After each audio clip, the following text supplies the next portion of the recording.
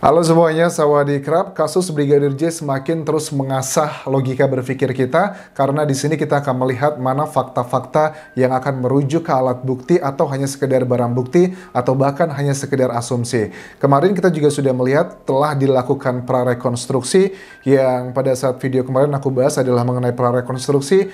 Kok bagi aku agak sedikit unik ya bahwa prarekonstruksi ini sudah dikatakan dari kuasa hukum adalah prarekonstruksi dengan adegan cerita adalah saling tembak-menembak. Padahal yang dilaporkan dia, tim kuasa hukum Brigadir J, bahwa ini adalah dugaan adalah pasal pembunuhan berencana.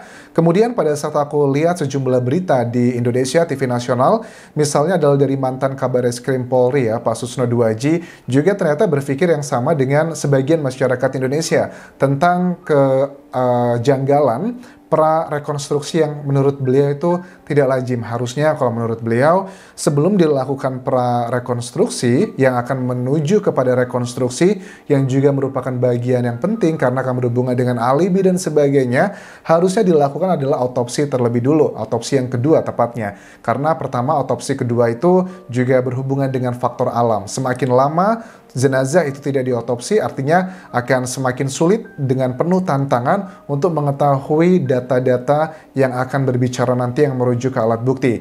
Itu harusnya ke sana dulu, tapi coba kita lihat dulu apa keterangan Pak Susno Duaji. Ini adalah keterangan pada saat diwawancara di Metro TV. Rekonstruksi ini apa yang tembak-menembak atau pembunuhan dan penganiayaan. Harusnya prarekonstruksi ini ditentukan perkaranya apa dulu. Harusnya otopsi ulang dulu agar ada kejelasannya. Ini bagian yang menurut aku adalah hal yang masuk akal. Kenapa harus dilakukan otopsi terlebih dulu? Karena kan tubuh manusia tuh nanti akan berbicara gitu ya. Karena kita ketahui selalu penyidik mengatakan dari Kapolri juga kita harus menggunakan data ilmiah. Istilahnya adalah scientific crime investigation, data-data ilmiahnya. Harusnya jangan hanya rely pada keterangan saksi saja, karena kan keterangan saksi ini juga ada banyak sekali faktor distorsinya. Nah, jenazah bisa ceritakan apa yang sebenarnya terjadi, harusnya segera otopsi karena berkejaran dengan waktu pembusukan. Itu adalah pernyataan dari Pak Susno Duaji. Kemudian perdebatan luka-luka, memang harus dokter forensik, walaupun saya juga punya pengetahuan itu, tapi tidak tersertifikasi. Jadi nggak bisa dianggap sahih pendapat ini.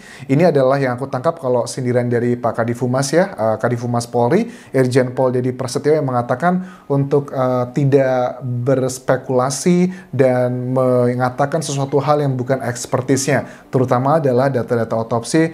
Menurut aku benar juga, dan Pak Susno Duaji juga kayaknya low-key aja. Iya, memang saya bukanlah ahlinya, walaupun saya punya pengetahuan ya, wajar aja karena kan beliau adalah mantan Kabareskrim Polri juga teman-teman. Jadi pada saat beliau mengatakan sesuatu hal itu pasti ada landasan yang kuat juga. Dan dari data-data jejak digital kita melihat Pak Susno Duaji adalah salah satu tokoh di Indonesia yang menilai kasus pembunuhan atau juga penembakan Brigadir J itu adalah penuh dengan kejanggalan, dengan waktu pelaporan yang berjarak 3 hari, dengan senjata yang dipakai Baradae, kemudian dengan banyak lagi yang sudah kita bahas di video-video sebelumnya. Kemudian beliau mengatakan begini, agar lebih akuntabel dan terbuka, harusnya libatkan pihak eksternal, misalnya dari universitas, ya let's say mungkin salah satu kedokteran forensik yang cukup baik di Indonesia adalah dari Universitas Indonesia, harusnya juga dilibatkan di situ. Tapi sepertinya ini juga yang diwujudkan dari kepolisian karena yang menangani untuk otopsi kedua di Jambi ini adalah dari rumah sakit dari Angkatan Darat, Angkatan Laut, terus juga dari RSCM juga terpilih untuk melakukan otopsi. Tapi untuk spesifiknya siapa aja, itu akan kita ketahui besok ya, segera pada saat setelah dilakukan otopsi. Saksi kunci dalam kasus ini menurut beliau itu ada beberapa orang yang berada di lokasi tempat kejadian perkara. Pertama adalah Baradae. Baradae ini bisa dikategorikan sebagai saksi kunci sekaligus bisa menjadi tersangka ya, dengan cerita alibi yang kita ketahui bahwa dia adalah orang yang melakukan penembakan ke Brigadir J kalau itu benar. Dia juga yang bisa menentukan prarekonstruksi. Tetapi apakah hanya rely kepada keterangan dari Baradae? Menurut aku juga enggak, karena alat bukti kan ada 5 teman-teman ya. Memang keterangan saksi, keterangan terdakwa, keterangan ahli, petunjuk dan juga surat. Tetapi kan kalau kita kita bicaranya adalah mengenai scientific crime investigation, harus ditunjang juga dengan data-data lain yang nggak hanya dengan keterangan saksi.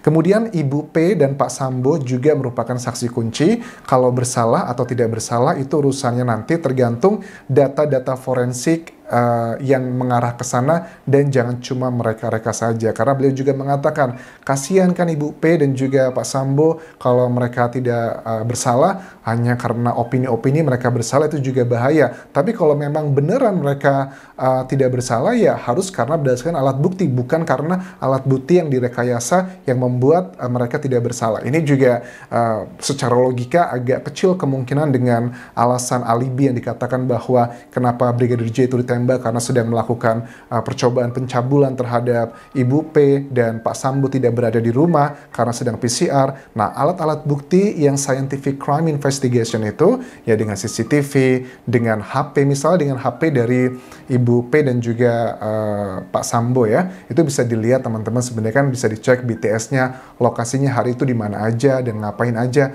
itu kan bisa dicek. Karena selama ini kita terlalu fokus kepada handphone dari Brigadir J, tapi bagaimana dengan handphone dari saksi lain yang berada di lokasi kejadian, nama-nama yang aku sebutkan tadi, karena di situ juga bisa menjadi salah satu alat bukti. Itu termasuk dalam kategori adalah keterangan ahli ya, nanti akan dibuatkan suratnya, dan suratnya apa temuannya dan indikasinya apa, itu nanti akan dijadikan alat bukti untuk menentukan tersangka, langsung di persidangan akan menjadi pembuktian ke Yang Mulia Hakim.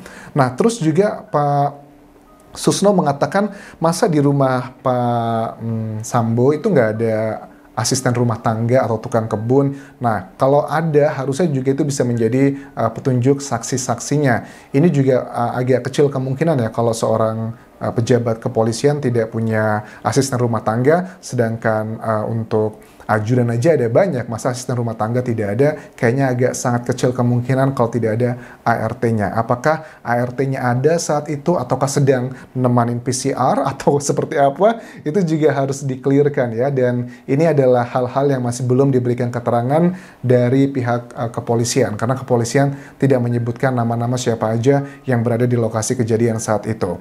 Hasil saksi ahli juga harus diperiksa, terutama maksudnya adalah untuk yang dokter forensik yang pertama. Apakah beliau juga menanyakan beneran nggak tuh yang melakukan forensik pertama adalah dokter forensik atau cuma dokter umum? Maksudnya bukan cuman ya, tidak bermaksud mengecilkan. Maksudnya apakah dokternya beneran ahli forensik dan hasilnya sahih atau tidak? Karena takutnya juga di bawah tekanan dan sebagainya menjadi salah satu alasan yang juga penting.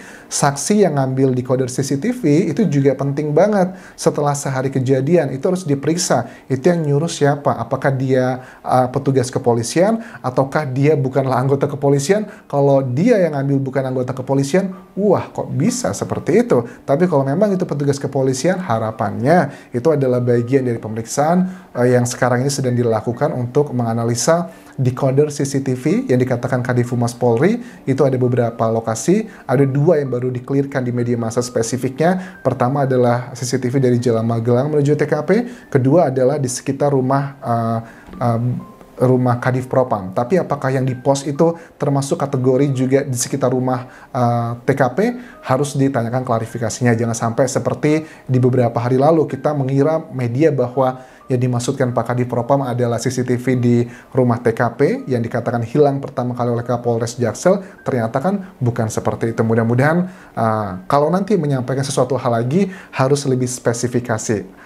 Apakah ketidakspesifikan tersebut adalah suatu hal yang karena mungkin strateginya aja agar nanti bisa diputar-putar ke depannya kalau ada ini ada itu, ataukah memang karena memang belum mengetahui secara pasti juga sengaja disembunyikan demi kepentingan penyidikan? Ya kita lihat nanti hasilnya seperti apa. Masyarakat juga sekarang sudah cukup pintar bagaimana menilai tentang pernyataan-pernyataan yang dikeluarkan dari Kadif Humas Polri tersebut.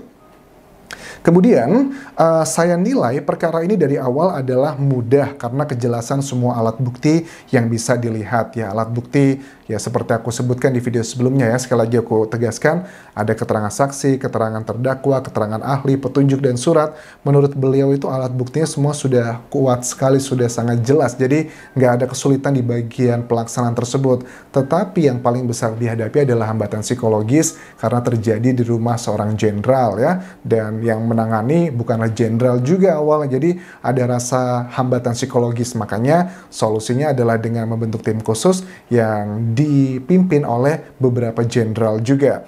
Kemudian Kadif Humas Polri, Irjen Pol Dedy Prasetyo menegaskan dan juga mengatakan ke pengacara dan juga tim kuasa hukum dari Brigadir J ya, bahwa jangan berspekulasi dan sampaikanlah sesuai keahlian masing-masing saja. Teman-teman media juga kalau mengutip dari yang tidak expert juga ini akan membuat keruh ya. Aku paham lah maksudnya ini kemana gitu, karena ya aku juga paham ya, karena pengacara juga punya berhak ya. Bahkan orang yang koruptor aja sudah jelas-jelas bersalah aja secara undang-undang hukum itu masih diperbolehkan dibela oleh pengacara. Apalagi dengan Brigadir J yang masih belum ada putusan pengadilan salah atau benar, itu juga pasti sangat berhak sekali dibela oleh pengacara gitu. Dan untuk bagian ini adalah bagian yang sifatnya sesuatu hal yang nggak bisa kita kontrol. Cara mengontrolnya adalah kalau menurut aku tadi, pada saat Kadif Humas menyampaikan sesuatu hal, isu-isu tertentu harusnya dibuatnya spesifik. CCTV di mana yang sudah ada, agar tidak terjadi multi interpretasi yang terlalu banyak. Walaupun tetap ada subjektivitas yang akan muncul, tapi kalau disampaikan secara spesifik, menurut aku itu akan mulai mengikis lah, meminimalisir adalah subjektif dari kita masyarakat umum. Kemudian pada saat disampaikan hal tersebut, kuasa hukumnya merespon nih ke Kadif Humas Polri. Prarekonstruksinya itu aksi saling tembak-menembak dan itu sangat bias sekali dengan laporan kami yang sudah masuk proses penyidikan. Meresponnya adalah seperti itu. Kita butuh adalah prarekonstruksi yang sesuai dengan laporan kami yang sudah masuk ke dalam proses penyidikan, yaitu adalah pembunuhan berencana dan juga penganiayaan dan pencurian. Apakah itu juga masuk? Tapi yang paling pasti adalah pembunuhan berencana. Menurut aku ini sudah masuk ke dalam tahapan penyidikan di Kepolisian Indonesia. Itu yang bisa aku update untuk video kali ini. Terima kasih sudah menonton. Sampai ketemu lagi di video berikutnya. Kalaupun kerap semuanya, tinggalkan like dan juga subscribe channel YouTube ini. Bye-bye.